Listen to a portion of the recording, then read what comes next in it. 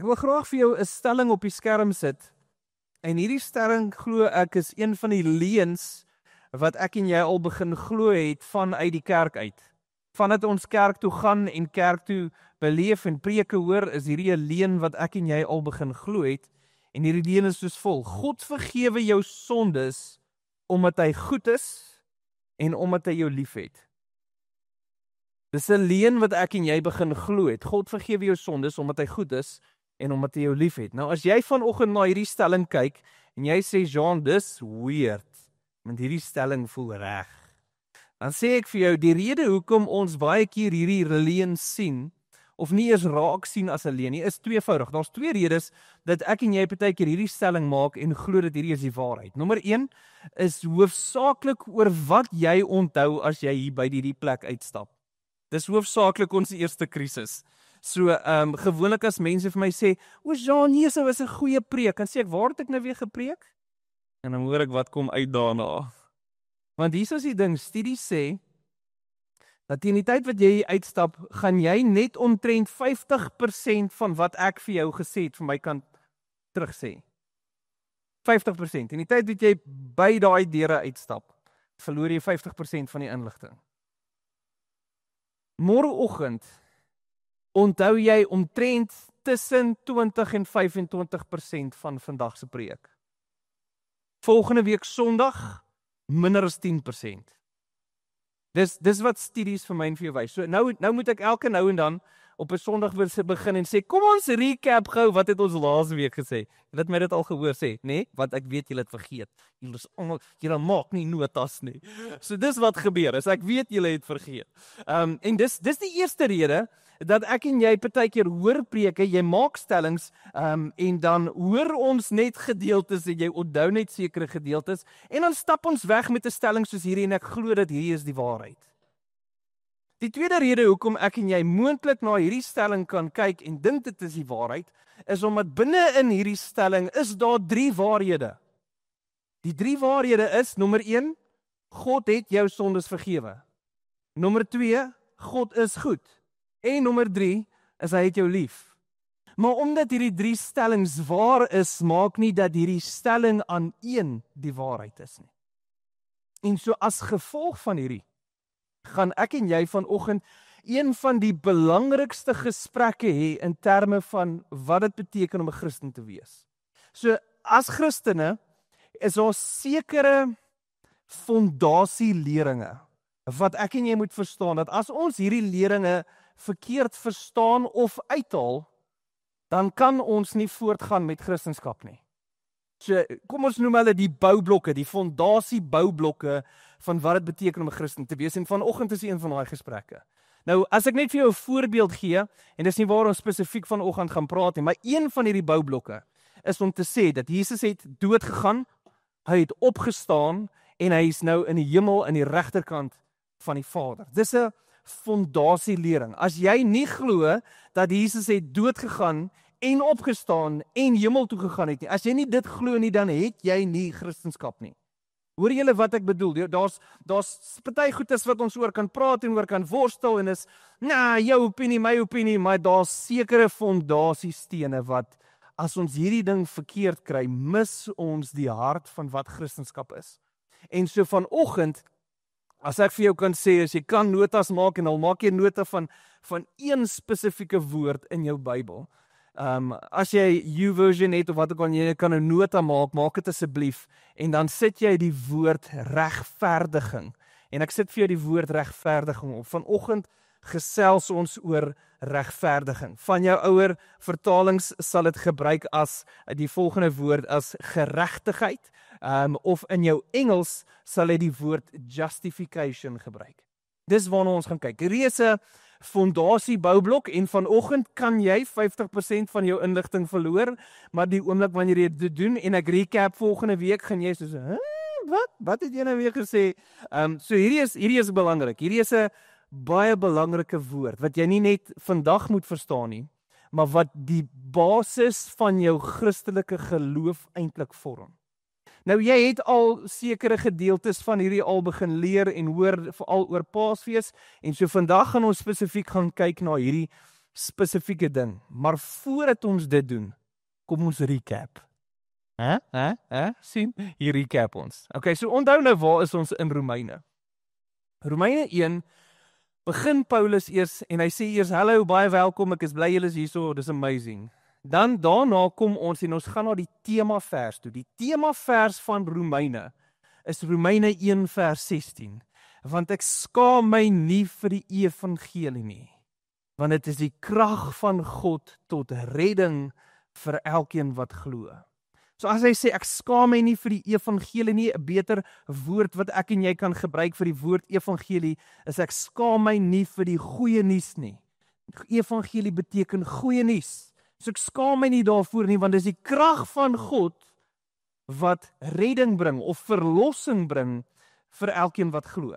So dit is die fokusvers wat ons wil sê, as jy nou moet vir my vra, wat is die tema van die boek Romeine, dis wat dit is.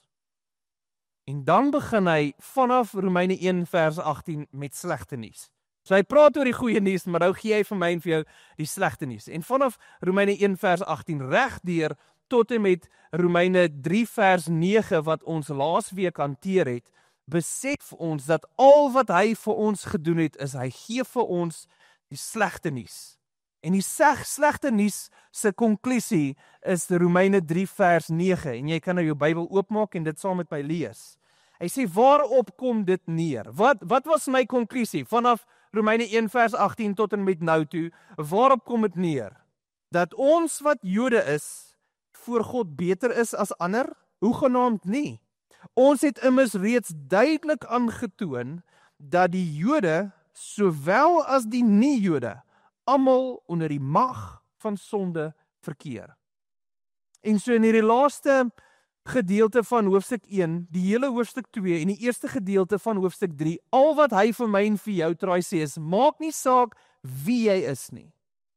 Ek en jy is onder die mag van sonde. Ons sit met 'n krisis. En ons krisis is, ons is in ons wese sondaars. Nou, ek het in die week, het ek 'n begrafnis gedoen van Ernie Leroux, en deel van die boodskap wat ek met hulle gedeel het, was die feit dat ons besef, en hierdie is 'n patroon reg van die begin af, van Genesis 3 af, reg deur die Bybel sien ons hoe sonde sy kloue in ons as mense gehad het. Hoe ons agterkom dat ons in rebellie optree teenoor God. En hierdie sonde en hierdie rebellie definieer ons baie maklik deur te sê, dit is ek doen wat ek wil. Dis die hart van sonde. Ek doen wat vir my lekker is, en ek doen wat vir my reg voel, en ek doen net wat ek wil. So, as jy, ek dink daar's 'n ou met die naam Anton LaVey, as ek dit reg kan onthou, dis die ou wat die satanistiese Bybel geskryf het. En vanuit hierdie uit skryf hy gebooie, om te sê dat dis is 'n anti die gebooie van wat ons het in die Bybel. En die doel is, nommer 1, die eerste belangrikste ding wat jy moet weet, is doen net wat jy wil.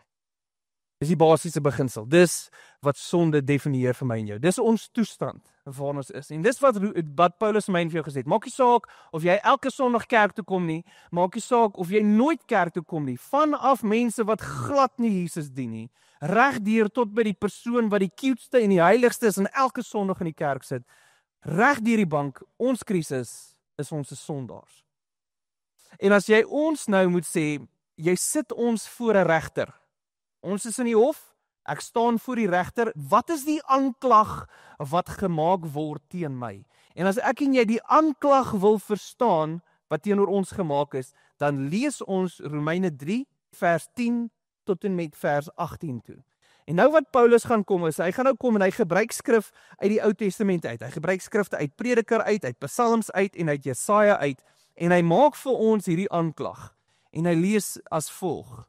Dit is soos die skrif sê, niemand is goed nie, selfs nie een nie.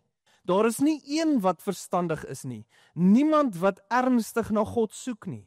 Almal wat hulle rug op God gekeer het, almal het sleg geword. Daar is niemand wat die goeie doen nie, selfs nie een nie. Hulle keel is soos 'n geopende graf. Met hulle tonge pleeg hulle bedrog. Die gif van dodelike slange drup van hulle lippe. Hulle monde is vol vervloeking en bitterheid. Hulle is hastig om moord te pleeg en oral waar hulle gaan, laat hulle verwoesting en elende agter. Hulle weet nie van ware vrede lê nie en eerbied vir God speel geen rol by hulle nie. Dis die toestand van ons as mense. En as jy vir my hierdie ding sê, hoe som ek hierdie op vers 13? Hulle keel is soos 'n geopende graf. Nou as jy nou gaan staan voor 'n graf, en jy kyk van bo af, hierbo staan jy op grond, en al wat jy na afkyk, is jy kyk na 'n toestand van dood. En hier sê hy, as jy jou mond oopmaak, en iemand kyk by jou keel af, na jou binneste toe, jou wese, na jou hart toe, al wat jy sal raak sien is dood. Nou julle weet ons Spreuke sê wat die hart van vol is, loop die mond van oor. En die oomblik wanneer hy nou hierdie stelling maak, hy maak die stelling dat julle keel is soos 'n geopende graf, so daar binnekant is dood. Dan volg dit met hulle tonge pleeg bedrog, gif van dodelike slange drup van hulle lippe af. Hulle monde is vol vervloeking en vol bitterheid. Nou wanneer hy hierdie stelling maak, dan praat ons hierso van die toestand van ons hart. Nie net van wat ons doen nie, maar van wie ons in ons kor is.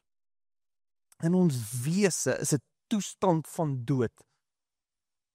Selfs die mense wat super nice is. Nou julle almal ken mense wat super nice is. Daar's 'n paar van julle wat hier is. Jy's regtig net nice. Julle ken daai mense wat as jy hom ontmoet, jy wil hom sommer net vat in jou sak steek en net huis toe vat. Hulle is net so nice.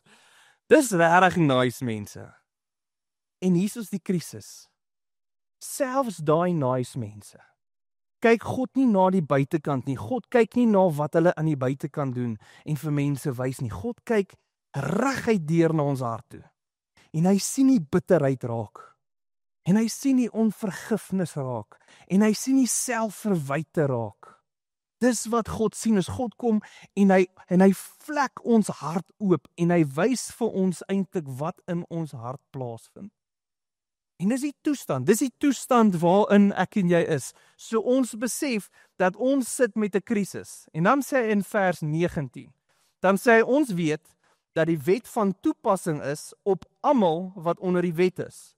Daarom kan niemand van ons verweer nie, en is die hele wêreld skuldig voor God. Niemand sal dus op grond van wetsgehoorsaming voor God vrygespreek kan word nie. Hoe beter ons die wet van God leer ken, hoe duideliker blyk ons sonde.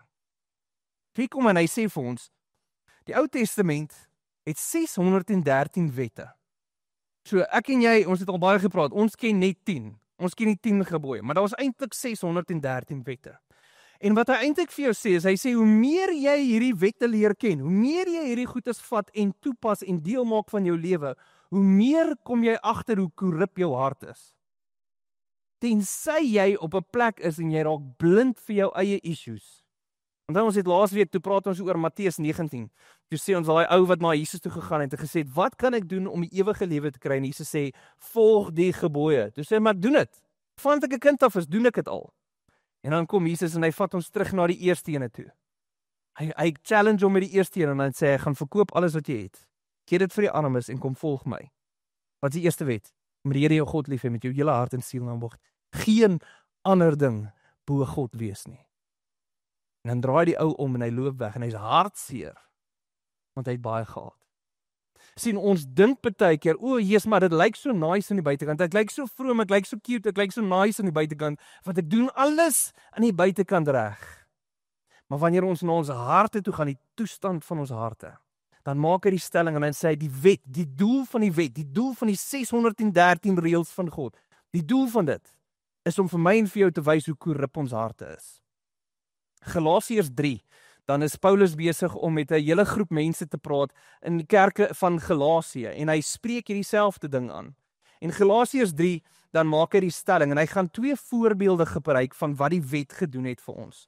Hy sê, voordat die geloof gekom het, vers 23, voordat die geloof gekom het, is ons deur die wet bewaak. Ons was gevange gehou totdat God se plan van geloof geopenbaar sou word.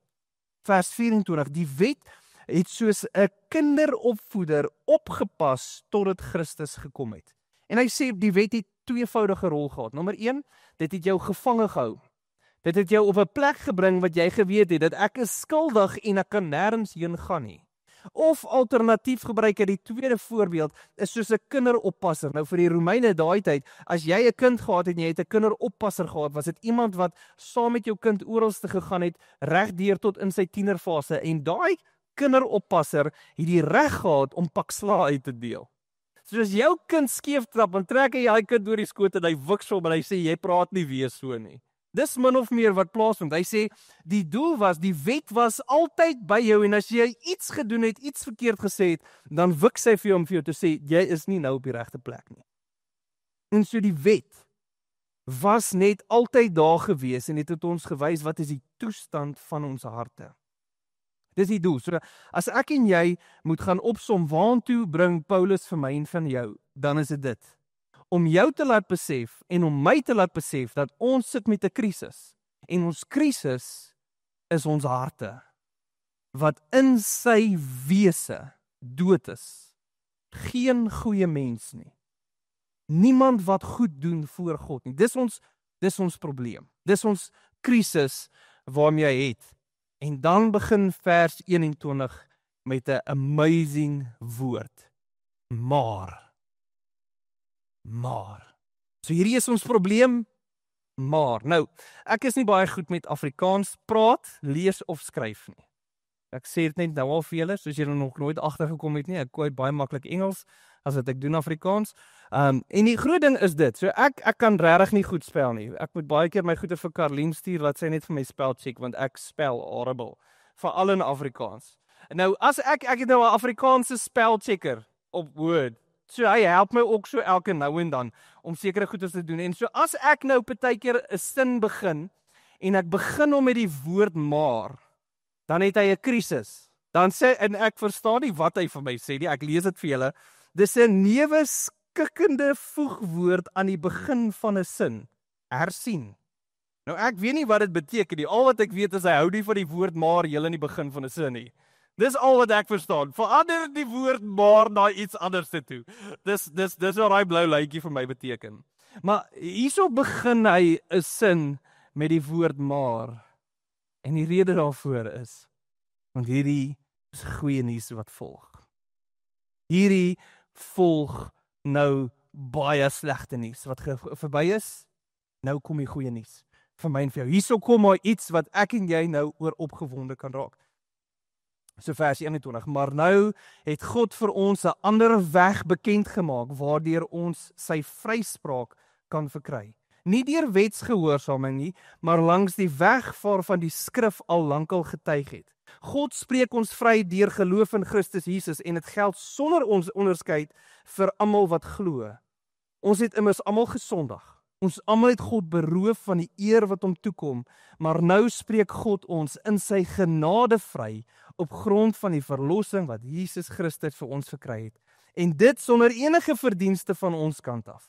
Want God het hom gestuur as 'n offer wat deur sy sterwe versoening bewerk het vir almal wat glo. En op hierdie manier het hy duidelik aangetoon wat sy vryspraak behels. Aan die een kant het hy die sondes vergewe wat vroeër in die tyd van sy verdraagsaamheid begaan is. En aan die ander kant het hy ook duidelik aangetoon wat sy vryspraak nou behels.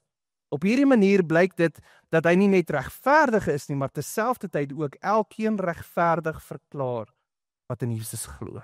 Wat beteken hierdie? Ons gaan terug na die woord regverdiging toe. Ek het jou gevra om 'n woord neer te skryf, regverdiging. So wat hy nou vir ons hierso gaan verduidelik is, hy sê ons het nou 'n probleem. Ons probleem is, ons is sondaars.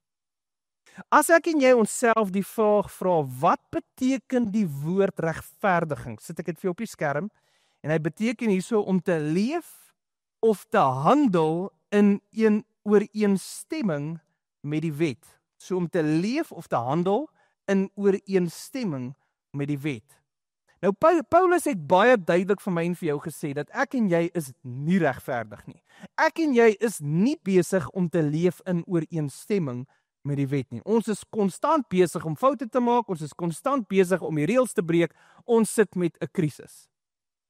En nou kom ons met die woord regverdiging. So hoe pas regverdiging in ons toestand in? Nou kom ek verduidelik net eers gou vir jou.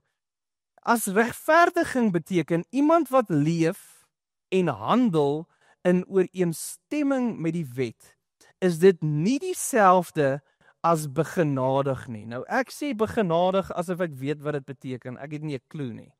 Ek gebruik die Engelse woord pardon en ek vertaal hom net in Google Translate en dan gee hy vir my die woord begenadig. Maar ek ken hom as die woord pardon in die woord Engels. As jy nou gaan praat van iemand in die tronk is pardon, dan praat ons nou Afrikaans blykbaar begenadig, maar dis om iemand vry te stel. Dink bietjie aan Jesus toe hy voor Pontius Pilatus gestaan het. Toe kom hy uit en hy sê vir die mense, hierdie ou is onskuldig. En as gevolg van die Paasfees sal ek vir julle een van hierdie ouens teruggee om vry te laat. En hulle sê vir ons, nee, gee vir ons Barabbas. Onthou julle daai storie? Nou Barabbas was 'n moordenaar en dan weer eens, ek ken die Engelse woord, 'n insurrectionist, wat beteken hy het die mense opgesweep om basies rebellie teenoor hulle te gaan doen. En hierdie ou, Rome hou nie baie van hierdie ou nie. En die Jode hou nie baie van hierdie ou nie. Hierdie ou was 'n slegte ou gewees. Maar hulle sê, gee vir ons Barabbas. En toe sê Pilatus, daar is hy. Barabbas is skuldig, maar ek laat hom vry, want hy is gepardon. Hy het begenade gekry. Ek weet nie so baie stelling gebruik nie, maar vir wat dit werd is, hy het hierdie pardon beleef. So hy is vrygelaat, alhoewel hy skuldig is. As ek en jy praat van regverdiging, is dit 'n wetlike stelling wat iemand oor jou maak, om te kan sê dat jy leef in ooreenstemming met die wet. So met ander woorde, as jy nie kortpad vat op jou SARS rekening nie, dan leef jy in ooreenstemming met die wet.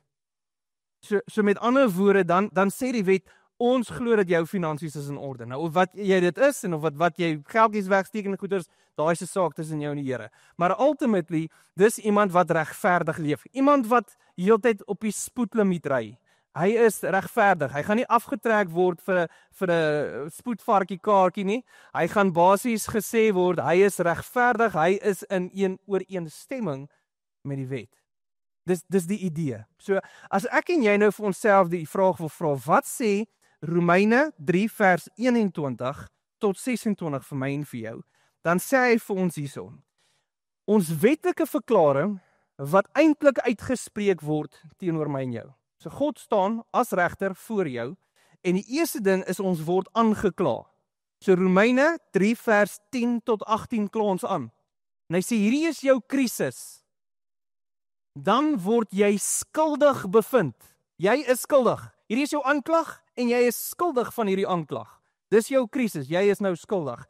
En so wat jy nou verdien is die wraak van God. Nou as jy vandag in die hof staan en jy het moord gepleeg of jy het gesteel of jy het iets, dan is jou, wat hulle dan sal sê, is die uitspraak, is jy moet vir 10 jaar in die tronk sit, 20 jaar, jy moet 'n boete betaal, wat ook al. Dis die uitspraak, dis wat jy verdien op grond van waarvan jy skuldig is.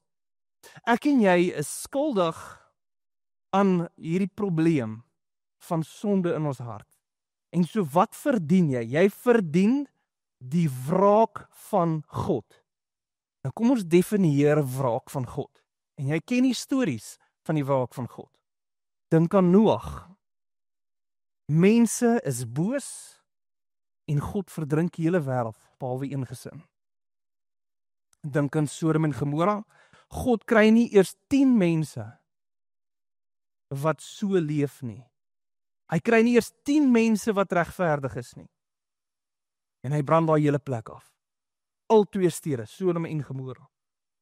Dink 'n bietjie aan die 10 plaae. Wat doen God met Egipte toe sy wraak uitgestort is? Dan is daar 'n ou met die naam Korag, hy staan rebellie op teenoor Moses. En die oomblik toe hy opstaan en hy en sy familie en sy klein kindertjies staan so by hulle tent, dan skeer die aarde oop en hy sluk al die mense in. Die wraak van God. Ananias en Safira steel geld, of hulle steel nie eers geld nie, hulle is net oneerlik oor hoe hulle geld hanteer. So in die Nuwe Testament, dan sê hulle, maar as jy wil, gaan verkoop jou huis en dan vat jy dit wat jy gekry het vir dit en bring dit kerk toe. En al die ouens verkoop alles, bring alles wat hulle het kerk toe en dan word dit uitgedeel dat almal maar saam kan deur dit gaan. En dan kom Ananias en Safira, dan kom hulle op 'n stadium, hulle verkoop alles, maar hulle bring net 'n gedeelte van dit. En hulle sê, hier is die geldjies. Wat gebeur? Aarde skeur oop en dit sluk daai mense in. Die wraak van God. Dis wat ek en jy verdien. Op grond van dat ons skuldig is. Dis my en jou posisie wat ons het. En dan maak God die uitspraak. Jy is regverdig. So hy kyk vir jou, net soos jy is, en hy sê vir jou, jy leef in ooreenstemming met die wet. Hoor mooi. Jy is besig in jou posisie, en al wat ons is dood. Hy kyk vir jou, en hy maak die stelling, dat jy is regverdig. Nou daai, wil laat ek van 'n stoel afval. Want dit maak nie sin nie. Here, hoe is dit moontlik dat U vir my kyk, en my as regverdig verklaar? En nou gaan ek vir jou 2 ander woorde leer. Nou hierdie woorde mag jy vergeet, en ek ken hulle net in Engels. Sorry julle. Ek het hulle gekry Google Translate, maar kom ek sê die woorde op en dan jy kan self draai vertaal. So die eerste een is propitiation en die tweede een is expiation. Nou as ek in Google ingaan en ek sê vir hom vertaal vir my propitiation, dan sê hy propitiasie. Of hy sê expiation is expiasie. Nou sê ek net soos ek duik sommer net op die grond met my kop eerste. Ek kan nie. So ek weet nie eens of dit so is. Al wat ek weet is ek ken die 2 woorde in Engels. En vir my en vir jou om te verstaan, hoe verklaar God vir my en vir jou regverdig? Moet ons verstaan dat hierdie 2 woorde speel 'n rol in hierdie hele proses. Dis wat plaasvind. Ek en jy moet verstaan dat jy word verklaar as iemand wat in ooreenstemming met die wet leef op grond van hierdie 2 woorde. Okay, that's it. Dis die belangrike ding. Hierdie ding is crucial vir my en jou te verstaan. So wat beteken die eerste ene? Nou, voordat ek vir jou verduidelik wat is hierdie 2, is as ons gaan kyk na Martin Luther. Martin Luther was die ou gewees wat die kerkreformatie begin het. So jy kan nie worry oor kerkgeskiedenis nie, maar die disippels het almal saam bymekaar gekom en daar was 'n kerk eventually gestig wat al hoe groter geword het. En hierdie kerk was naderhand in Rome gewees. Ons lees nou van die Romeinse kerk, 'n brief geskryf aan die Romeinse kerk. Hierdie Romeinse kerk het so groot geword dat ons hulle vandag ken as die Rooms-Katolieke kerk. Dis basies wat gebeur. Maar voordat hulle afgebreek het en ons van hulle af weggebreek het, was daar hierdie worsteling gewees met hoe verstaan ons die skrif. En so vandag kyk ons na Rooms-Katolieke en hulle het 'n heleboel 'n ander prentjie van wat beteken hierdie wat ons nou oor preek as wat ons oor preek. Maar sy stelling wat hy toe maak uit Latyns uit. En hierdie breek vir my en vir jou regverdiging af. Hy sê terselfdertyd regverdig en sondaar. Terselfdertyd regverdig en sondaar. Wat beteken? Ek en jy is in 'n toestand, want jy is 'n sondaar, maar terselfdertyd is ons regverdig verklaar. En al hoe ons dit reg kry, is nommer 1 propitiation, en ek sit vir jou die definisie op. Dis wanneer ek en jy gaan kyk en sê, dit beteken to satisfy the demand of justice. So met ander woorde, Jesus het gesterf aan 'n kruis to satisfy the demand of justice. God vereis, sonde moet gestraf word. Jy moet gestraf word. God het gesê, iemand moet gestraf word. En sonder dat jy 'n vinger lig, sonder dat jy enigiets gedoen het, jy is net baie cute, het God gesê, Jesus gaan daai volle wraak, volle straf vat van wat uitgestort moet word oor jou kondisie.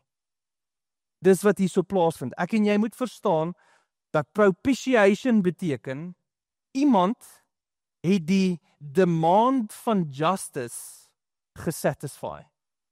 So met ander woorde, 'n regter kyk vir jou en sê jy het moord gepleeg, jy moet tronk toe gaan.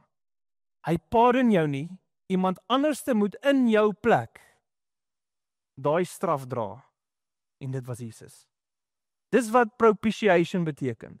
Jesus het die volle straf, die volle wraak van jou gevat in sy lewe, op sy skouers. Die tweede woord is expiation en hierdie beteken to move from one account to another. So hierdie woord gebruik dat wanneer jy geld van my rekening af oortransfer na jou rekening toe, dit beweeg van my rekening na jou rekening toe.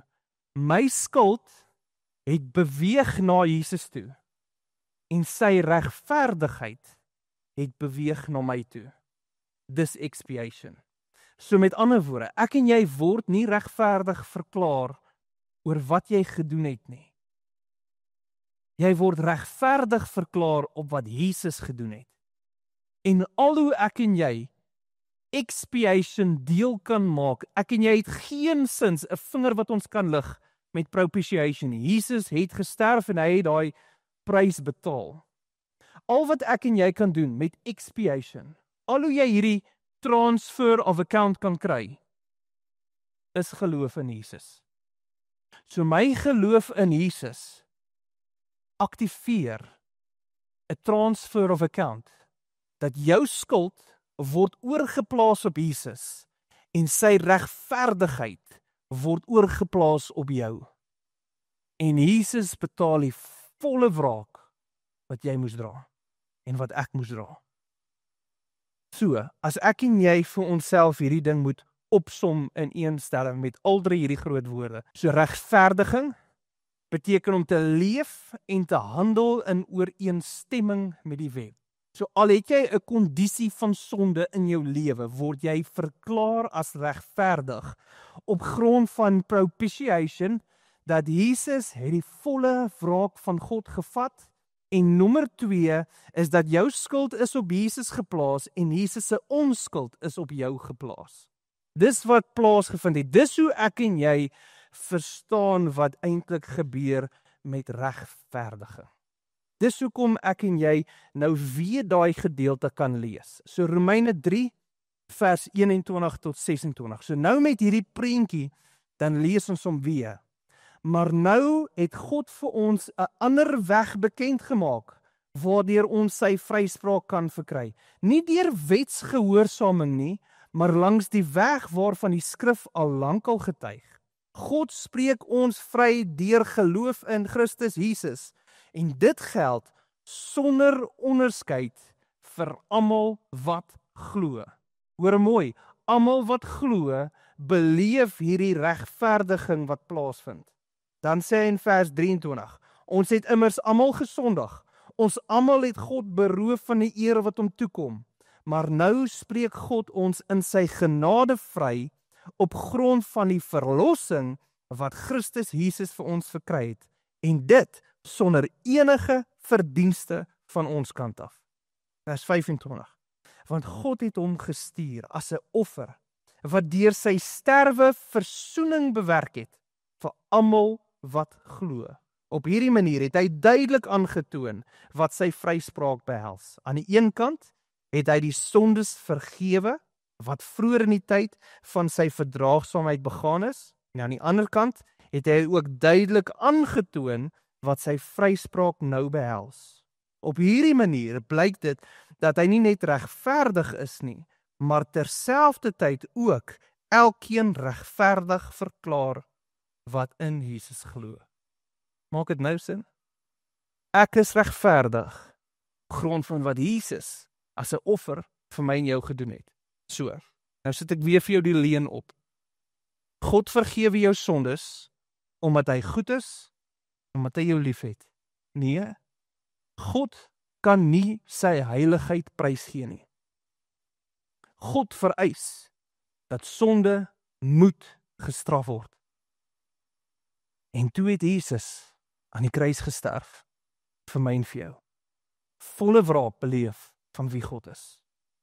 En so my en jou sondes is vergewe, net op grond van Jesus, en my skuld gaan na Jesus toe, en sy onskuld kom na my toe, as ek glo in Jesus.